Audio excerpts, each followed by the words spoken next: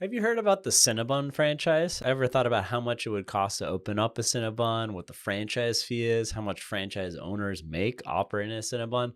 If you've ever asked those questions, tune in today. We're going to go through all that and more. So, first off, for those that aren't familiar with Cinnabon, Cinnabon's an American baked goods chain. But they both have stores as well as kiosks, principally in malls across the United States. They have over 1,200 locations operating in 48 countries around the world. As of December 2021, they had 939 locations in the US. They're owned by the same company that also owns Auntie Anne's, and Cinnabons does compete directly with Auntie Anne's, Wetzel's Pretzels, Krispy Kreme, as well as a few other snack franchises and emerging concepts like Cinnaholic, a vegan bakery, as well as Crumble Cookies, which we've done a video on Crumble a couple times now. Their signature offering is a cinnamon roll, as you can imagine, with the name Cinnabon. To open up a Cinnabon franchise, you're looking to invest $230,000 up to $546,000. The franchise fee is going to set you back $30,000.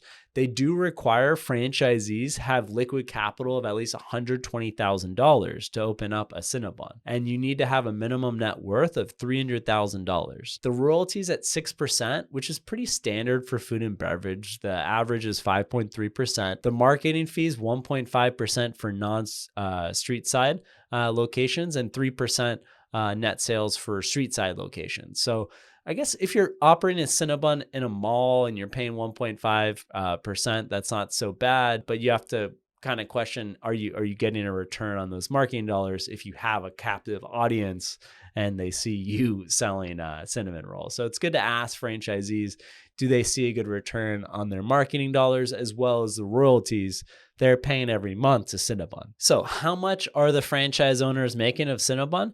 The top quartile, so the top 25%, are making about $1 million in sales. The average is $630,000 for the average Cinnabon, and the bottom quartiles just scraping by, making $326,000. So the bottom quartile is probably losing money, especially in the last few years, and that a lot of Cinnabons are in mall locations and probably didn't have much traffic during the pandemic. And if you're looking at a midpoint investment at $390,000, we estimate 5 to 9 years to get your money back, which 5, 6 is pretty standard for quick service restaurants. Going up to 9, it's not so good. When you do go to sell the Cinnabon, so say you've had it for 5 years, 10 years, you're looking to move on to something else.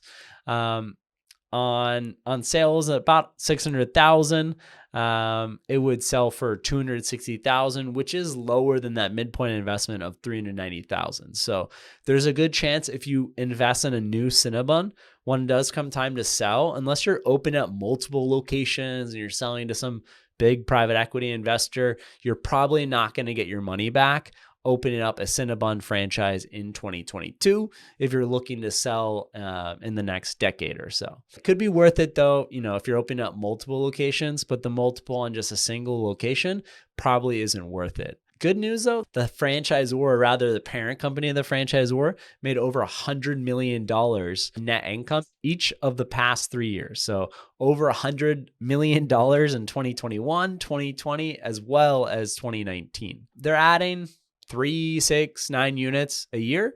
So very moderate growth. Definitely talk to some franchisees though, see if they're happy with Cinnabon, and try to reach out to some people that have closed their Cinnabon locations to see what went wrong, or maybe it was a nice exit and they made a lot of money on the sell and you want to hear that too.